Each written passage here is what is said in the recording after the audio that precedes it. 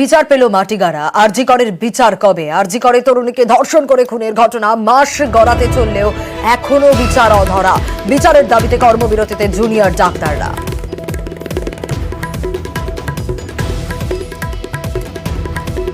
মাটিগাড়ার একটা ঘটনা ঘটেছে, তার যথোপযুক্ত শাস্তি হয়েছে, এটা অত্যন্ত ভালো কথা।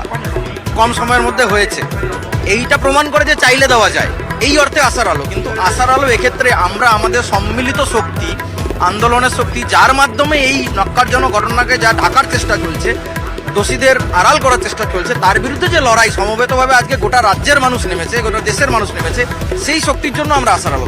আশার আলো আমরা এই দিকেই দেখছি। আন্দোলনের চাপে পড়ে প্রশাসন কিছু দাবি মানতে বাধ্য হচ্ছে। জনগণ বলছে যে যদি বিচার না হয়, ডিলে হয়, তাহলে আন্দোলন আরো তীব্রতর হবে। তাহলে আমাদের ধারণা, আন্দোলনের চাপ যদি আমরা সেভাবে দিতে পারি, তাহলে প্রশাসন বাধ্য হবে অতি দ্রুত বিচার তাড়াতাড়ি দিতে। আশার আলো তো নিশ্চয়ই দেখছি, কারণ এরকম রায় আগেও এসছে। আমরাও আশা করছি যে আমাদের ওই কারা আসল দোষী তারা বেরিয়ে আসবে, সেই রায়টা আমরা পাবো। শুধু কয়েকজন দোষীকে শুধু সাজা দেওয়াটাই নয়, এই যে পুরো কালচারটা, যারা এদেরকে প্রশ্রয় দেয়, যারা এদেরকে বাঁচানোর চেষ্টা করে, সবাইকেই সেখানে পুরোপুরি ধ্বংস করতে হবে।